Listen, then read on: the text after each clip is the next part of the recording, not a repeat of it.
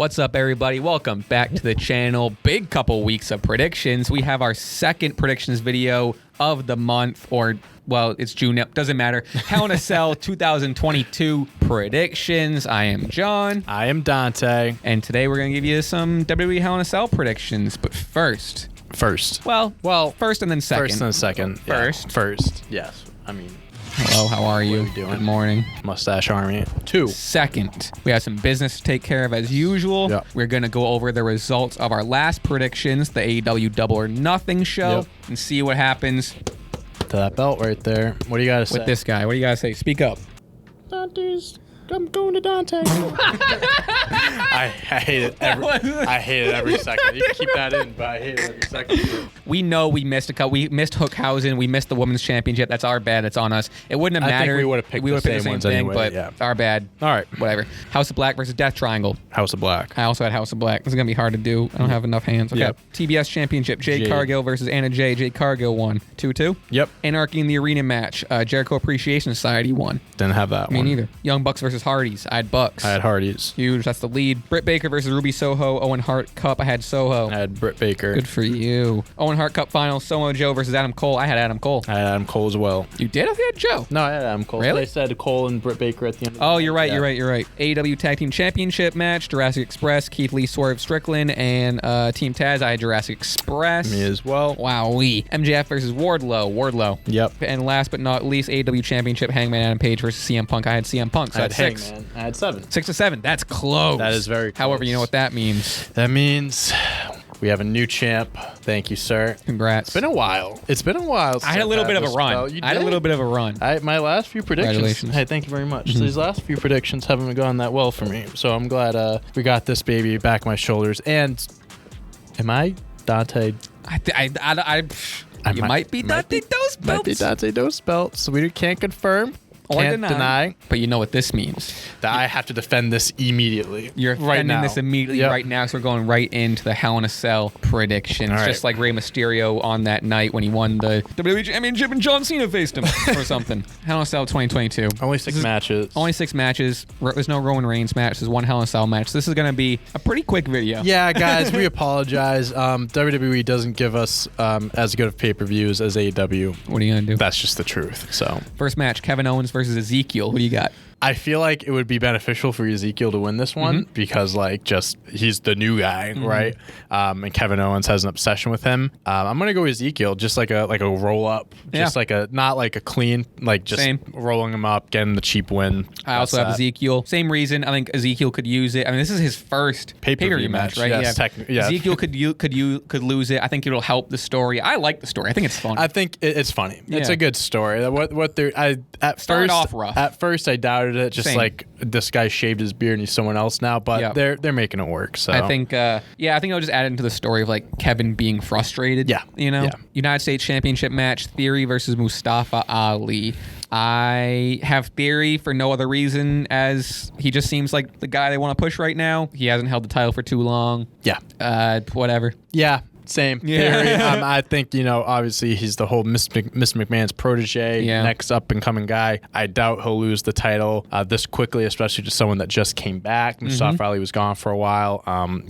Theory should win this. Handicap match, Bobby Lashley versus Omos and MVP. For the love of God, this story is still going. I have Bobby Lashley. End it, please. Just end it. End the story. This is our first disagreement. I'm going Omos at MVP. I don't know. Do I have a reason for giving this? Not really. I feel like just Omos needs to win more than Lashley. If Lashley loses, you can throw him to another program. He'll be fine. Omos, he loses, kind of loses direction a little bit. Looks weak, I guess, because he's supposed to be a giant, a monster. So I'll go Omos and MVP for that reason. Wow. Huge pick. Yep. All right, halfway there. Yep. Damn. Quick card. Now, first half the card, meh. As much as we've been shitting on the first half of the card, these next three seem like bangers. Solid, yep. The Judgment Day, which is Edge, Rhea Ripley, Damian Priest versus AJ Styles, Finn Balor, and Liv Morgan, a.k.a. WWE Bullet Club. What do you think about that pairing, those three? I like it. I like them. I think it's cool. I think AJ and Finn are the easy two to put together at the Bullet Club thing. And Liv needs something to do. I'm a fan of Liv. I like her. She's cool. I am a fan of Liv. I think she's really improved in the ring. I'm glad they have something for him. I like it. It seems like a fun pairing. I haven't seen much of like the three interacting, you know? Sure. I've just seen them doing the too sweet thing together. Right. Yeah. Right. I have, what do I have? Oh, great. My rent payment went through. I have Judgment Day.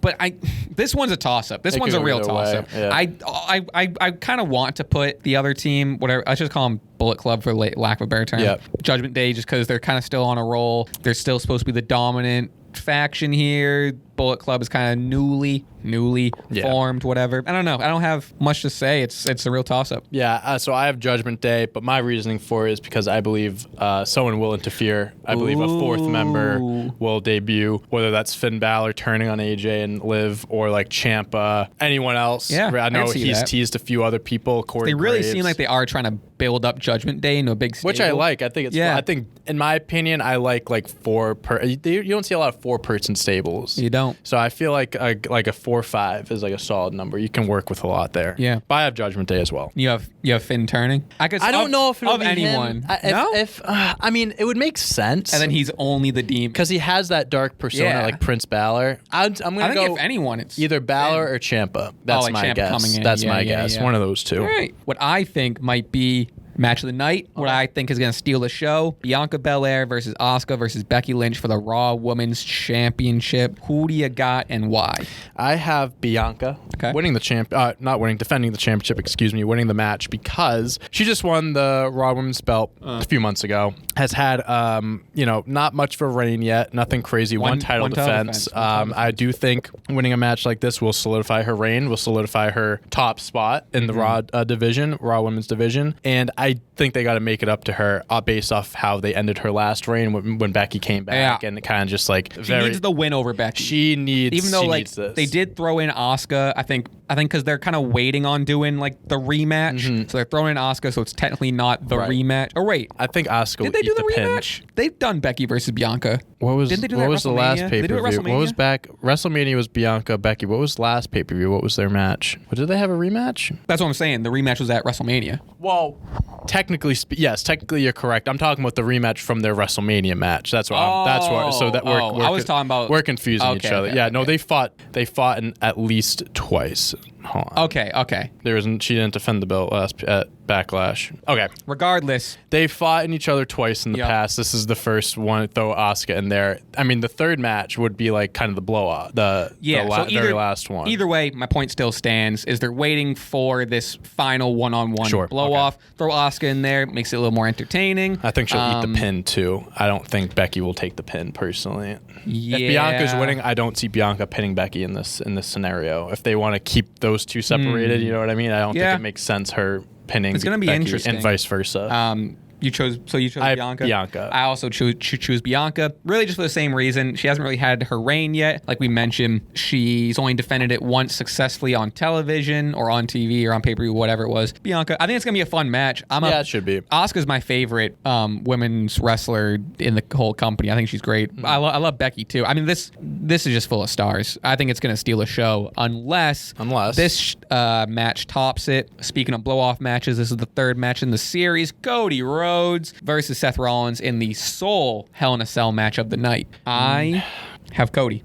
Because why would he lose? This is the third blow-off match. If they're trying to build him up, which we talked a lot about this on our podcast that's coming out tomorrow. Check that out. Plug. If Cody's not winning, this is the time to move him on, beat Seth in the Hell in a Cell, move on, and take those steps if they're going to push him as the guy to face Roman, whether he beats him or not. Why would he lose? Yeah, I have Cody for that same reason. Now, if Cody wasn't up 2-0 in this series, I would think, okay, 1-1, you can make a guess.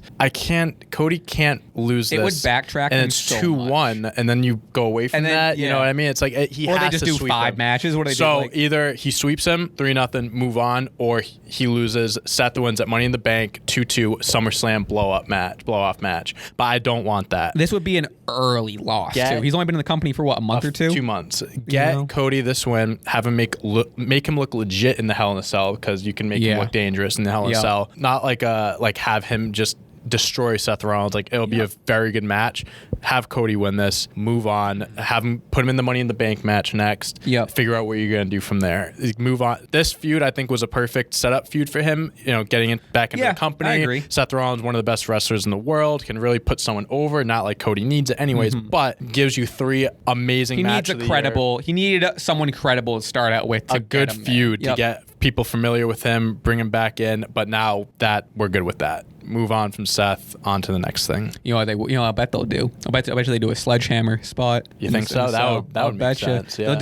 I'll bet you there'll be a lot of sledgehammer. There'll be a lot of pedigree teases. Yeah. A lot of pedigree teases. Yeah, I don't know if they'll hit it. Maybe that's how this ends. Cody finally hits the pedigree and the WWE ends it. People would go crazy if he did that. I don't know. All right. Hey, who knows? We'll find out this Sunday. 6 matches. But we we all had one different. That was the last. So really, this title comes down to if Bobby Lashley wins or loses. As it should be. This belt is in Omos and Bobby Lashley's hands. Ain't that something? It is what it is. It's how it shakes out. We're not gonna try to fabricate nothing. Nope. It's how it shakes out. That's how it is. Well, those are our predictions. Again, kind of straight, boom, farm to table, nothing crazy. I mean, obviously the second half of the show, I think is gonna be. I hope it lives up to something. Yeah.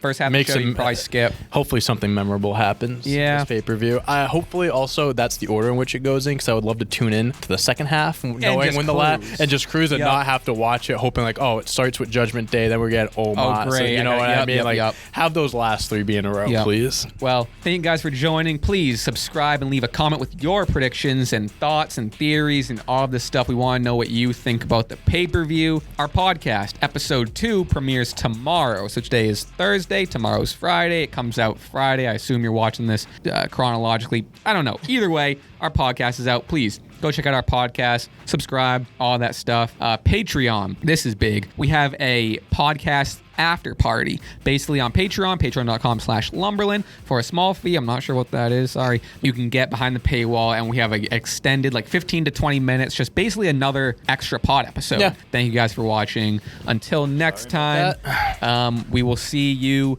tomorrow for the podcast, and we'll see you Saturday for another video, and we'll see you again and again and again. Dante, good luck. Good luck as always. Catch you. Peace.